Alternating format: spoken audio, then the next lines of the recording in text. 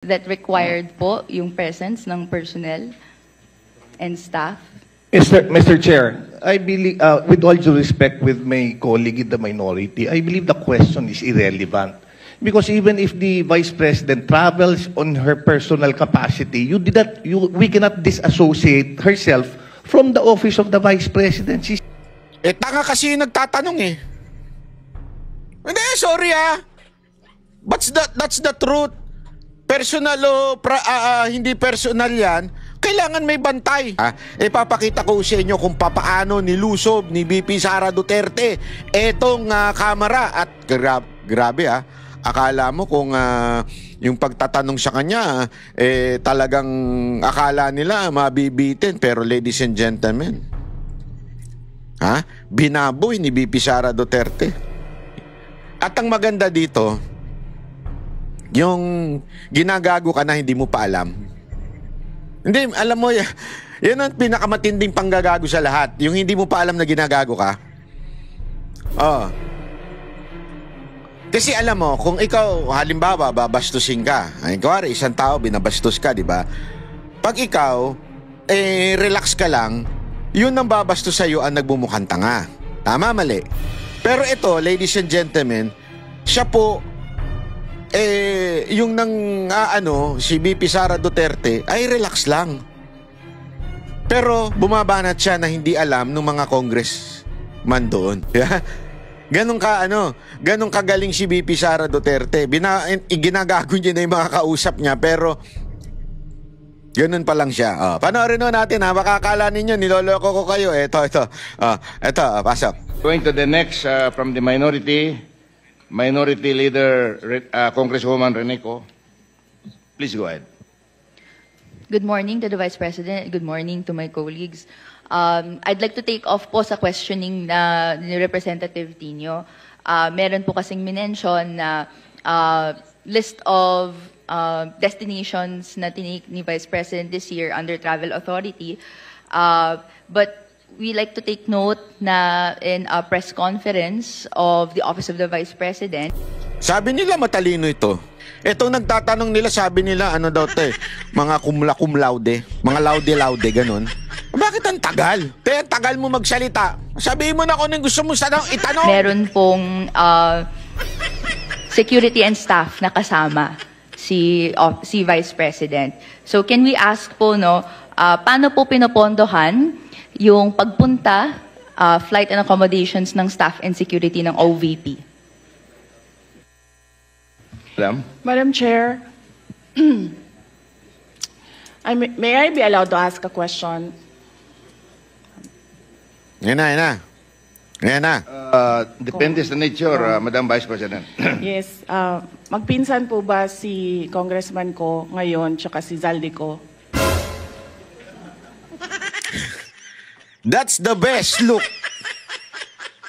That's the best question ever. Alam mo, Zaldico, yung pangalan mo, kawawa na, Let's realize and analyze, kung ano yung tanong na ito. Isipin natin na mabuti. Why is this funny? Why is this quote-unquote banat? Anong meron sa tanong na relatives ba kayo ni Zaldico? Just for you to understand. Halimbawa lang. May suot kang patik o kaya Rolex. Tapos kumakagasta ka tila parang wala kang katapusan. Ika nga, ibig sabihin parang walang bukas. Parang gano'n, di ba? Ano ibig sabihin nun? Para sa kaalaman natin, nilagay nyo dyan. Kasi dito, maintindihan mo na hitting two birds in one stone. One, bumabanat siya dun sa babae na nagtatanong sa kanya.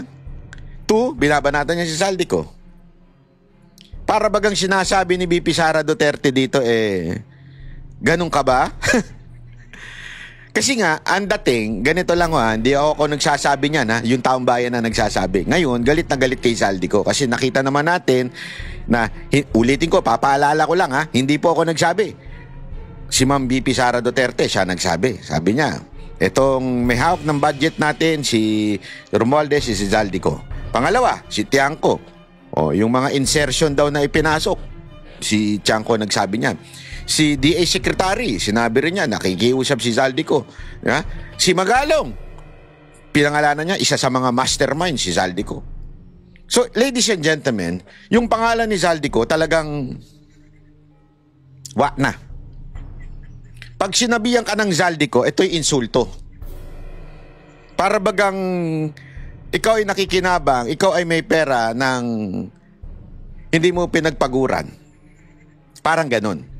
Wala naman sila sinasabing magnanakaw. Wala naman sila sinasabing kurap. Pero hindi maganda. Ang pinanggalingan ng kung ano mang meron ka. And alam mo, ladies and gentlemen, kaya itong sabi ni VP Sara Duterte na, are you relative of Zaldico? This is an insult. Pag sinabihan ka ng ganyan, because nakakita si VP Sara Duterte sa'yo ng hindi maganda. Aside from sa hindi maganda yung mukha mo, hindi, wala namang problema doon, banat ba ikaw? Hindi, wala namang sinasabi. Aside from hindi maganda physically, alam mo yun, pagka sinabihan ka ng, are you relative of Zaldico? Medyo insulto sa'yo yun. Insulto na sa'yo yun, insulto ba doon sa ginamit ng pangalan? Diba? Halimbawa. Bigyan ko pa isang halimbawa. Pagka sinabing, di ba nagagalit yung mga LGBTQ dito pag sinabing, harapin mo yung problema. Kinausap ka ng kaibigan mo, harapin mo yung problema. Bakla ka ba? Di ba parang pag sinabi mo sa lalaki, may insulto yung lalaki, sasabi, hindi ako bakla, matapang akong tao, ganun. Ibig sabihin, dinimin yung pangalan na bakla. Di ba? Parang sinabi na ang bakla ay duwag. Parang ganon. Kaya nga nagagalit yung LGBTQ pag ginagamit na pang-insulto yung salitang bakla. Tama nga naman yun. Mali nga naman yun. I agree. Mali yun. Kasi meron naman din talagang guding. Alam niyo yung guding? Oo. Di ba? Good na bading. Di ba? Pag bad ding, courtesy of Sir Jack yan. Kilala nyo si Sir Jack? Kung gusto nyo maging banatero si Sir Jack, ilagay nyo nga dyan. Isali nyo na si Sir Jack sa banateros. Komento rin kayo sa page niya, ha? Kasi pag bad ding, bad yun. Pag good ding, good yun. Di ba?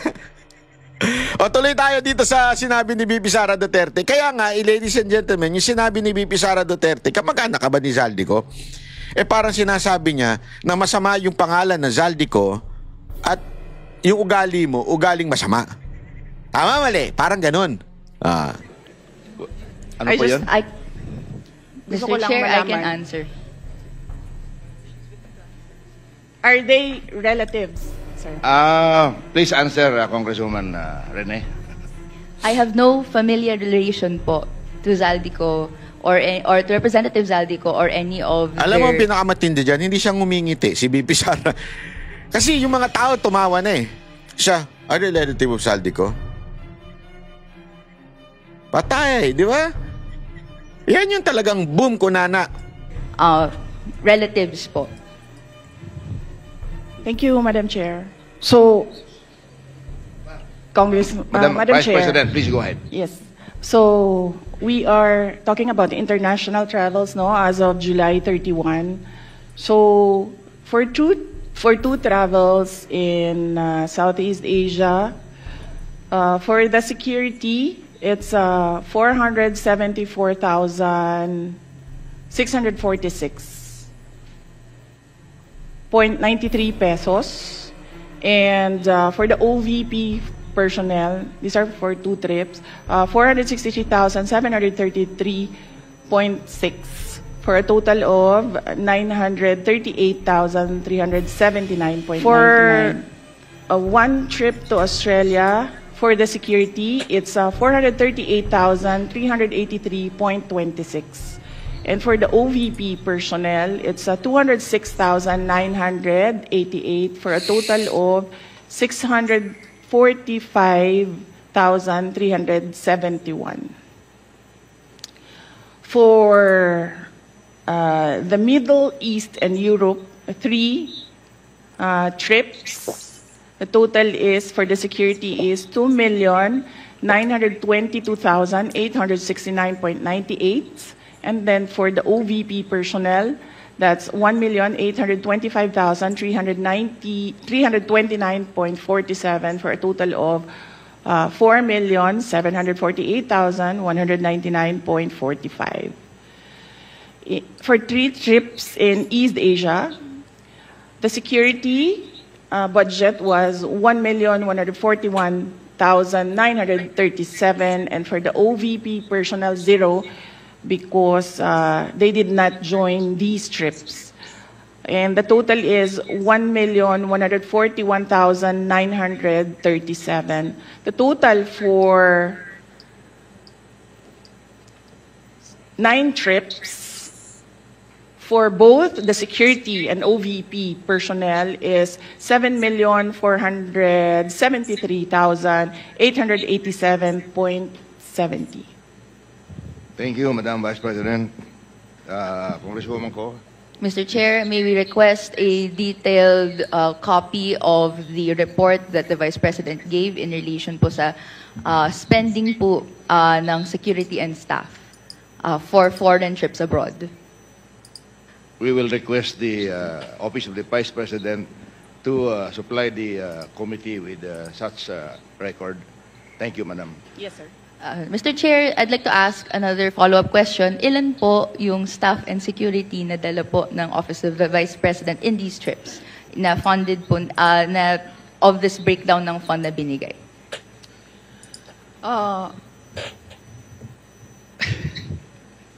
Luoy na kayo mong naong, sir ba?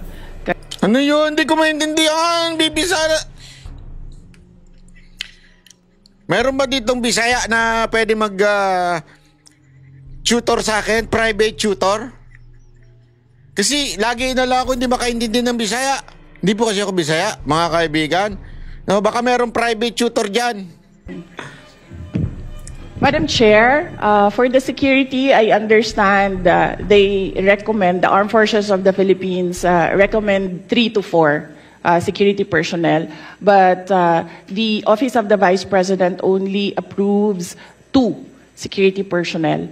And for the Office of the Vice President personnel, that's 1 ceremonial and diplomatic affairs employee, 1 for MPRD. Ito, take note, ladies and gentlemen, ha. Yung security, sabi nga hindi yan even if gusto ni BP Sara Duterte na maglakad ng walang security, hindi yan part yan ng kanyang bilang Vice President. Talagang kailangan, sabi nga niya, 4 nga yung sinasabi ng AFP, pero ang dinala lang niya 2. Dahil nagtitipid. Tama, mali. Which is, talagang ganun. Wala tayong magagawa. Sa loob-loob ko nga. Ba't di nyo tanungin ang Office of the President? Pag bumiyahe sa ibang bansa, I mean, ilan na security? Ginagastusan ng taong bayan nyo, ladies and gentlemen. Bakit wala nagtatanong? Ako, agree ako na dapat talagang merong security ang presidente. Part yan Kaya nga ito, ladies and gentlemen, hindi naman po ito Senate President o yung mga Senate President nga, yung Chief Justice, meron sila talagang allotted security na nakalagay dyan. Ang Vice President pa kaya? Nakalimutan nyo ba yan ang papalit pag nawala ang presidente? Ibig sabihin, you have to secure that. Not just political baka isipin niyo dahil sa political lang kaya kailangan hindi. Dahil yan po ang mandato ng konstitusyon. Yan po ang sinasabi ng konstitusyon. So kailangan protected dyan. Ewan ko nga dito sa mga hindi ko alam sa mga nagtatanong na ito Bakit parang ayaw nyo nang may pumoprotekta kay BP Sara Duterte? Meron ba nagbabalak? Meron? Baka naman meron nagbabalak. Di nyo lang sinasabi Hindi, I mean, baka may alam kayo. Wala naman ako sinasabi sila yung nagbabalak. Hindi, baka may nagbabalak. Baka lang meron kayong info, mga intel. Kasi parang kini-question yung security niya. That is the Media Relations and Public Affairs Division. And then 1 for as assistant to the Vice President. So those are the approved personnel who joins the Vice President in her trips. So, to clarify, Mr. Chair, these personnel in total ay sinagot ng OVP fund of totaling 7.4 million pesos sa ating mga foreign trips. Madam Chair, not all foreign trips, as I mentioned. Security is always recommended by the Armed Forces of the Philippines, but some trips do not have OVP personnel because there are only 3 trusted OVP personnel who can do the work that I demand from them, and sometimes they are not available. Okay. Congresswoman Go. Okay, thank you, Madam Chair. So to confirm, ito pong mga trips na to that was mentioned, are these trips personal in nature? O sige nga, yung presidente nga. Hindi, kasi tanga-tanga eh. Yung presidente nga, ito, tanongin ko kayo. Yung presidente, kunwari, tapos na siya sa Malacanang, uwi na siya sa bahay, matutulog na. Babantayan o hindi? Oh, ano na yan ha? Beyond the office hours na yan ha? Gago, hindi security guard yung mga yan. Hindi kasi makakala nyo, security guard yung mga yan na may oras. Hindi, halimbawa, di ba, may security guard na mayroon duty lang, 8 hours. O hindi pala, 12 hours, kawawa naman ng mga SG natin. 12 hours, di ba? Titigil na yan, di na kasi, yun lang ang usapan. Kunwari, isang pabrika, o kaya, wag naman pabrika. Kunwari, ano lang, ito lang, babantayan mo lang siya sa gabi pag wala yung mga taong nasa, yung opisina na yun, maliit na kapihan. Sa gabi ka lang, kasi, delikado sa gabi, maraming dyan, pero pag sa umaga, nandito na yung mga manager, wala, okay na. Hindi ganun yun. Ang vice president pa rin yan, kahit matulog yan. Kahit yan pumunta ko saan, vice president pa rin yan. Tatangat, ewan ko ba dito sa nagtatanong eh. Kaya buti na lang, binara nyo itong mapapamura ka talaga eh. Alam mo talaga ako, mainit ang ulo ko sa mga tanga. Hindi, totoo talaga ha. Sorry pero ako talaga ayoko ng tanga eh. Kaya nga minsan, grumpy old man ang tawag sa akin eh. Parang ganito yung nagtatanong eh. Ano sabi niya? Pagka-personal ba, kailangan kasama ang security mo? O di ba? Hindi. Ako nagtatanong lang sa inyo ha. Ako nagtatanong lang. Anong klase katangahan yan? Hindi, tapos na ho ang trabaho namin kasi matutulog na ho kayo. O tapos na ang trabaho namin kasi mamamasyal na kayo. Uwi na kami. Ganon? Ba't ba gusto nyo mag-solo si VP Sara Duterte? Ako tuloy nagdududa na ha. Hindi, ako tuloy nagdududa na. Tila gusto ninyo mag-isa si VP Sara Duterte parang wala nagbabantay. May kaibigan ba kay NPA? Hindi, ako nagtatanong kasi ang galit na galit kay VP Sara Duterte, mga NPA. May kaibigan ba kay NPA? Na nagbigay ng info sa inyo. Nagtatanong lang. And staff?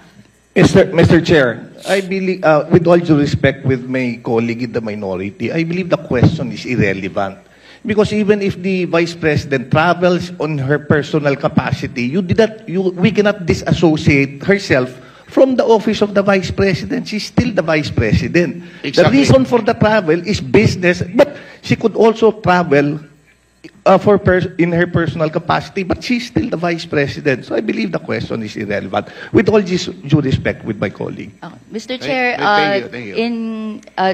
Just to respond po, this is just a mere question, whether... Hindi, madam, stupidity yung question. Sabi pa naman nila matalino ka kasi nakita ko kino-compare ka doon sa doon sa pangalan nito yung si Barsaga, yung batang Barsaga. Kino-compare ka doon matalino ka daw eh. Bakit yung tanong mo pantanga? Tanungin mo pa ba yan? Kung personal yan, kailangan mo ba ng security dyan? Inang tanong niya nakaka-irita. Buti wala ako dyan. Ma-ethics talaga ako dyan.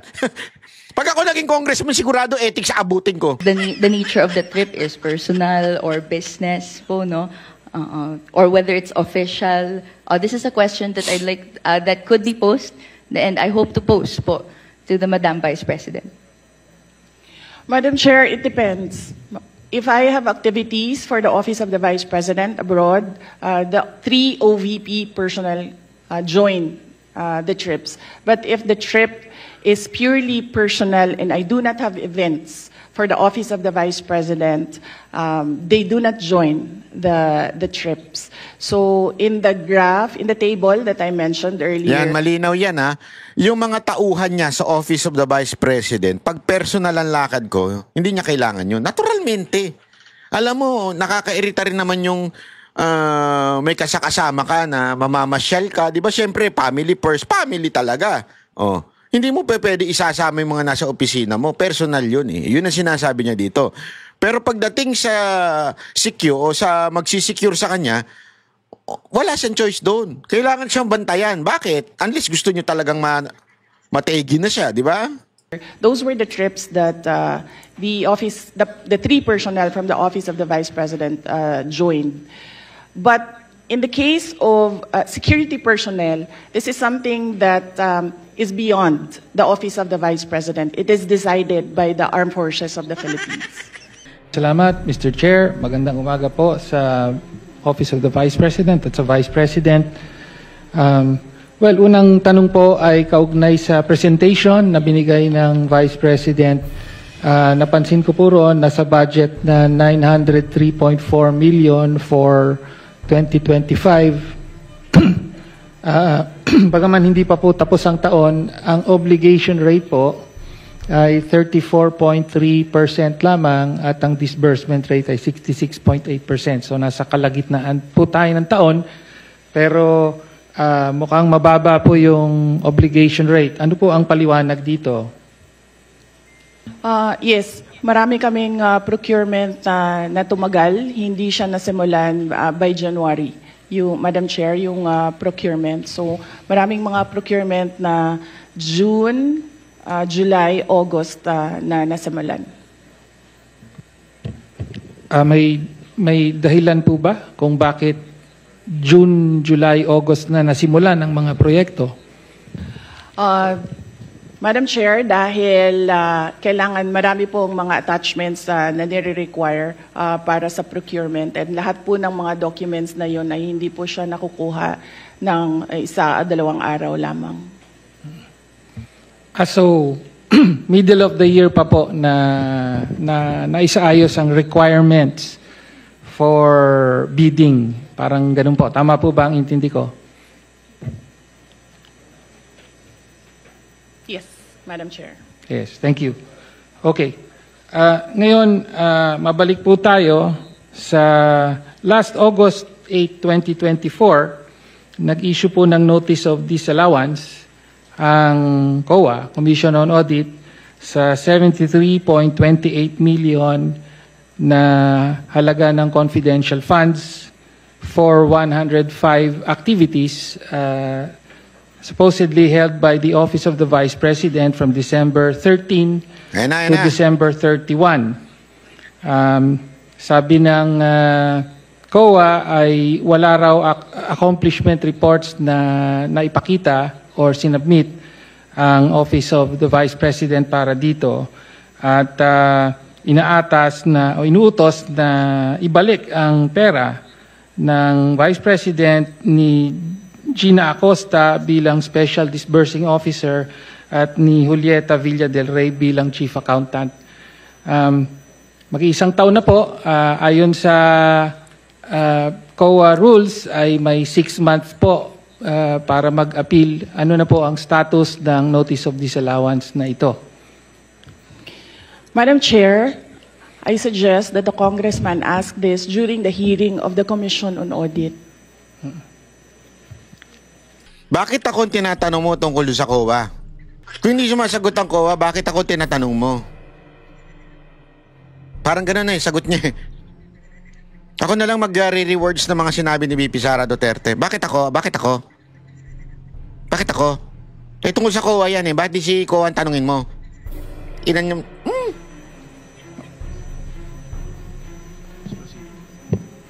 Madam Chair, I'm asking the question now from the Office of the Vice President.